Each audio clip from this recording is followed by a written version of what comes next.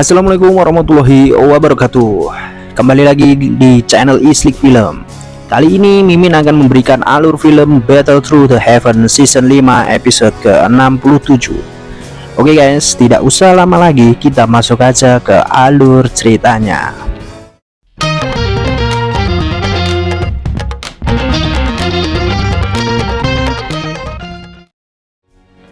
Di episode sebelumnya, Xiaoyan memperhatikan ketua sekte racun. Ia memiliki rasa familiar terhadapnya. Kemudian, ketua sekte racun berkata, "Salah satu anggotamu adalah Ratu Medusa, kan? Aku ingin melihat apa kamu masih bersikap seperti ini jika aku mengalahkannya." Kemudian, Ratu Medusa berkata, perkataan yang sangat sombong. Kemudian, doki di tubuh Ratu Medusa bergejolak dan membuat udara di sekitarnya terdistorsi. Yan Laotian juga mengatakan kalau ia tidak menyangka Xiaoyan bisa mengalahkan salah satu dari 3 tetua lembah Mulan. Ia juga menginginkan kemampuan kelincahan milik Xiaoyan setelah mengalahkannya. Tidak lama, akhirnya mereka memulai pertempuran. Di sini Yan Laotian terkejut dengan api surgawi. Ia tidak menyangka kalau Xiaoyan mempunyai api surgawi. Yan Laotian berkata, "Hei, apakah kamu mau kabur?" Yan Laotian pun mengejar Xiaoyan. Xiaoyan dibuat terkejut dengan kelincahan Yan Laotian karena dapat mengikutinya dalam jarak dekat. Yan Laotian berkata, "Kemampuan kelincahanmu ini memang benar-benar luar biasa, bahkan bisa menandingi teknik terbang angsa emas milikku. Jika aku bisa memilikinya, aku pasti menjadi dozong paling cepat di benua Doki ini." Tidak lama, Yan Laotian mengepakkan sayap angsa emas miliknya dan muncul di samping Xiaoyan kurang dari 1 meter. Dan dengan buasnya, ia menebas lengan Xiaoyan. Tapi sebelum Yan Laotian berhasil menebas lengan Xiaoyan, ternyata Xiaoyan terlebih dahulu menyiapkan segel di tangan kirinya dan memukulkannya ke dada Yan Laotian. "Segel gunung terbuka," ucap Xiaoyan. Pukulan itu mengenai dada Yan Laotian. Di sini Yan Laotian dibuat terkejut dengan kemampuan Xiaoyan karena dengan kekuatan Do Huang ia bisa membuat serangan yang luar biasa kuat. Tapi Yan Laotian adalah seorang elit dozong. Ia tidak mungkin dapat dikalahkan hanya dengan 1 serangan. Ternyata sebelum segel itu mengenai dada Yan Laotian, terlebih dahulu ada armor yang terbentuk di dada Yan Laotian dari kekuatan bulu angsa emas yang melindungi dadanya. Tetapi walaupun armor itu melindungi dada dari Yan Laotian, efek serangan dari segel gunung terbuka tetap dapat melukai Yan Laotian walaupun tidak keras. Bahkan armor angsa emas milik Yan Laotian itu juga ikut hancur. Hal ini membuat Yan Laotian memuntahkan seteguk darah. Dari kejauhan, tetua lembah Mulan tersenyum melihat kejadian ini. Mereka sebelumnya telah memperingatkan Yan Laotian bahwa Xiaoyan bukanlah Do Huang biasa, tetapi Yan Laotian masih saja sombong dan mengandalkan kelincahannya serta melakukan pertarungan jarak dekat dengan Xiaoyan. Hai Bodong berkata, "Gila, ternyata Xiaoyan sekali lagi melakukan kejutan. Bajingan kecil, kau hanya seorang Do Huang," ucap Yan Laotian yang merasa malu karena serangan ini. Kemudian Yan Laotian mengaktifkan serangan. Muncul duri-duri berwarna emas dari seluruh tubuhnya. Dan ia berkata, "Hei anak muda, sekarang aku pastikan akan menghancurkan tubuhmu berkeping-keping." Kemudian Yan Laotian mengepakkan sayapnya dan terbang menuju Xiaoyan. Ia pun berkata, "Pedang duri emas." Seluruh duri itu menuju ke titik fatal dari tubuh Xiaoyan.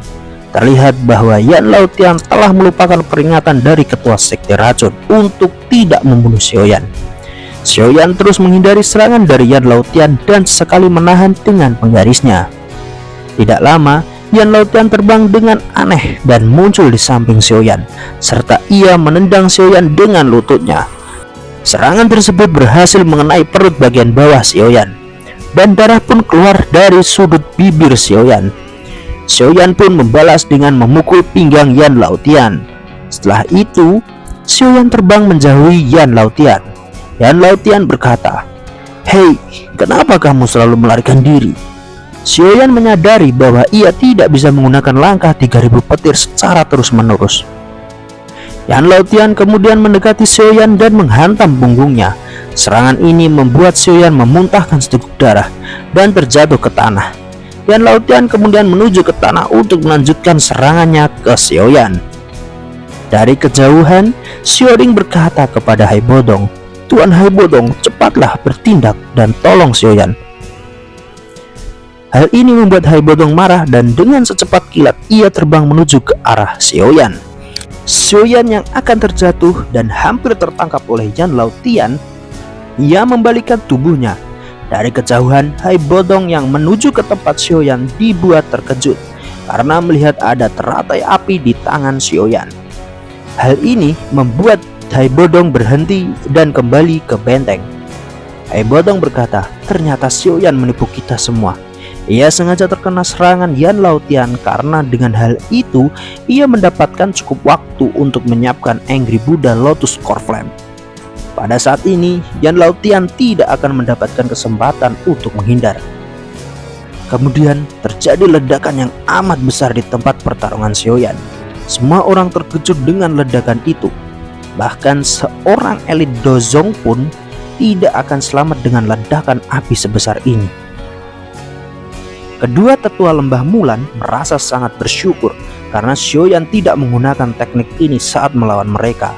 Tetua beruang berkata, "Aku ingin tahu bagaimana keadaan Yan Laotian. Setelah menerima serangan ini dengan melihat ledakan sebesar ini, aku tidak yakin ia masih selamat." Hai Bodong menghampiri Xiaoyan dan berkata, "Apa kamu baik-baik saja?" Xiaoyan menjawab, "Aku baik-baik saja. Aku hanya sedikit lelah karena menggunakan Angry Buddha Lotus Core Flame dan menghabiskan tenagaku." "Kamu benar-benar ceroboh," ucap Hai Bodong. "Aku tidak ada pilihan lain karena yang aku hadapi adalah seorang elit Daozong," ucap Xiaoyan. Hai Bodong berkata, "Bagaimana? Apakah ia telah mati?" "Mungkin tidak. Walaupun Angry Buddha Lotus Core Flame benar-benar kuat, aku hanyalah seorang Dohuang dan ia adalah seorang elit Dozong. Tapi walaupun begitu, aku yakin dia akan mengalami luka parah bahkan lumpuh." Tidak lama, terlihat tubuh Yan Laotian terkapar dan tidak berdaya. Pada pertempuran kali ini, Xiaoyan berhasil mengalahkan 3 tetua lembah Mulan dan Yan Laotian. Hal ini sama saja mengalahkan 2 Dozong dalam satu hari. Hal ini membuat Xiaoyan menjadi pahlawan yang paling dihormati di Kekaisaran Jiama. Setelah itu, Xiaoyan mengepakkan sayap dokinya dan menuju ke tempat pertarungan antara Ratu Medusa dan pemimpin Sekte Racun. Dia berteriak, "Hei ketua Sekte Racun, aku telah mengalahkan 2 sekutumu. Sekarang aku perintahkan kamu untuk menarik pasukanmu." Tapi kedua orang yang sedang bertarung dengan sengit itu tidak menghiraukan perkataan Xiaoyan. Xiaoyan hanya menggelengkan kepala dan hanya bisa menunggu pertempuran mereka berdua selesai. Tidak lama, Ratu Medusa berhasil mendaratkan pukulan ke tubuh ketua Sekte Racun dan seteguk darah pun dimuntahkan oleh ketua Sekte Racun. Tapi anehnya, darah yang keluar dari mulut ketua Sekte Racun ini berubah menjadi anak panah darah yang siap menghujam ke arah Ratu Medusa. Ratu Medusa pun dalam posisi lengah dan hanya bisa menangkap panah tersebut. Tapi anehnya, panah tersebut meleleh setelah ditangkap oleh Ratu Medusa serta masuk ke dalam pori-pori kulit Ratu Medusa. Setelah kejadian itu, pemimpin Sekte Racun tersenyum setelah melihat panah darah yang meleleh berhasil masuk ke dalam tubuh Ratu Medusa. Tapi ia tidak sadar kalau kerudungnya terlepas sesaat setelah ia melepaskan panah darah tersebut. Xiaoyan akhirnya melihat wajah dari ketua Sekte Racun dan berkata, "Dokter peri kecil." Xiaoyan seakan tidak percaya kalau selama ini ketua Sekte Racun adalah teman lamanya. Ia tidak menyangka dokter peri kecil yang dikenalnya dulu berubah menjadi seseorang yang amat ditakuti oleh semua orang walaupun hanya mendengar namanya saja. Dokter peri kecil berkata, "Aku bukanlah dokter peri kecil. Kamu pasti salah orang." "Omong kosong. Kamu adalah orang dari Kekaisaran Jiama. Kenapa kamu memulai peperangan ini?" ucap Xiaoyan. Dokter peri kecil berkata, "Dokter peri kecil yang kamu kenal telah mati. Aku saat ini adalah pemimpin sekte racun, gadis racun langit." "Apakah ini karena tubuh racunmu?" ucap Xiaoyan. Dokter peri kecil berkata, "Aku memang berasal dari kekaisaran Jiama. Alasanku menjadi seperti ini adalah karena takdirku. Nasibku sebagai gadis racun adalah menyebarkan kesengsaraan." "Tidak, semua itu pasti ada obatnya," ucap Xiaoyan. "Kamu tidak mengerti apa yang aku alami selama ini. Jika aku tersentuh seseorang, orang itu akan mati dengan amat mengenaskan," ucap dokter peri kecil. Jadi ceritanya, setelah pergi dari pegunungan binatang buas, dokter peri kecil diasuh oleh sepasang suami istri yang sudah lanjut usia, yang berada di sebuah desa di dekat pegunungan. Mereka berdua begitu menyayanginya. Warga desa pun juga menyambutnya dengan ramah. Tapi bencana terjadi. Ia tidak sengaja membunuh kedua orang tua angkatnya. Karena tidak sengaja menyentuh tubuhnya yang beracun, ia pun sangat terpukul akan hal itu. Ia membuat dua jasad orang tuanya dan menguburnya, dan kemudian ia kembali ke rumah dan tertidur. Setelah bangun, ia kaget karena melihat rambutnya menjadi putih. Mungkin itu dikarenakan penderitaan yang didapat oleh dokter peri kecil. Warga desa pun yang sebelumnya ramah berubah menjadi benci. Dokter peri kecil pun akhirnya menyadari apa gunanya menjadi baik kalau hanya melihat mereka mati, dan akhirnya ia berubah menjadi seperti saat ini. Xiaoyan menyadari kalau ada banyak penderitaan yang dilalui oleh dokter peri kecil selama ini. Mungkin ini yang membuatnya berubah, dan karena tubuh racun yang menyedihkan ini juga, dokter peri kecil pasti tidak bisa menjalani kehidupannya seperti ini. Tiba-tiba Ratu Medusa memuntahkan seteguk darah dan tubuhnya berubah menjadi pucat. Xiaoyan kaget. Ratu Medusa mengatakan kalau darahnya mengandung racun, dan ia berusaha mengeluarkan cairan beracun dari tubuhnya. Dokter peri kecil berkata, "Hahaha, kamu akan sial karena kamu telah terkena cairan beracun." Ratu Medusa berkata, "Hei, diam. Aku bisa saja membunuhmu sebelum racun ini bereaksi." "Baiklah, mari kita lihat nasibmu," ucap dokter peri kecil. Xiaoyan berkata, "Cukup, jangan bertarung lagi." "Dokter peri kecil, apakah kamu masih ingat perkataanku dulu? Aku akan tetap menjadi temanmu walaupun kamu berubah menjadi apapun, bahkan sampai saat ini." "Aku sudah melupakan semua kata-katamu," ucap dokter peri kecil. "Jika kamu benar-benar melupakan kata-kata itu, kenapa kamu tidak menyerangku?" ucap Xiaoyan. Kemudian Xiaoyan berjalan menuju dokter peri kecil tanpa pertahanan doki. Ratu Medusa berkata, "Hati-hati Xiaoyan." Xiaoyan melambaikan tangannya untuk tidak mengkhawatirkan dirinya.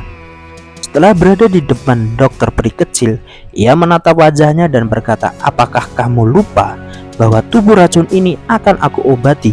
Kamu jangan berputus asa." Kemudian Xiaoyan mengangkat tangannya dan mencoba menyentuh pipi dokter peri kecil. Dan dokter peri kecil pun mundur beberapa langkah dan berkata, "Apa yang kamu lakukan? Apa kamu ingin mati?" "Aku hanya ingin menyentuhmu. Aku tahu di dalam tubuhmu ada racun yang sangat mematikan, tapi bukan berarti aku tidak bisa menyentuhmu. Maka jangan menyerah, apalagi kamu bukan gadis kecil dan polos seperti dulu. Dan aku bukan dosi kecil seperti dulu," ucap Xiaoyan. Kemudian Xiaoyan menggenggam tangan dokter peri kecil. Dalam situasi ini, dokter peri kecil merasa cemas dengan apa yang dilakukan Xiaoyan. Ia pun mundur dan berkata, "Apa yang kamu inginkan? Dan apa yang kamu lakukan?" Xiaoyan tersenyum dan mengangkat tangannya yang sudah menghitam. Dan kemudian Valen Heart Flame membakar racun di tangan Xiaoyan, serta warna hitam di tangan Xiaoyan pun lenyap. Valen Heart Flame memurnikan racun dari dokter peri kecil. Hal itu membuat dokter peri kecil terkejut dan berkata, "Jika kamu masih menganggapku temanmu, kamu harus berhenti melakukan kesalahan. Jika kamu seperti ini, kamu hanya akan mempercepat meletusnya tubuh racunku ini. Jika tubuh ini meletus, tidak ada manusia dan hewan dalam radius 500 km akan bertahan. Tubuh racun ini memang sangat sulit disembuhkan, tapi aku bisa membantumu untuk mengendalikannya," ucap Xiaoyan. Dan bagaimana kelanjutan ceritanya? Selalu tunggu episode berikutnya di channel Isrik Film ini. Oke guys, jangan lupa klik tombol like, komen, dan subscribe-nya. Mimin pamit, wassalamualaikum warahmatullahi wabarakatuh.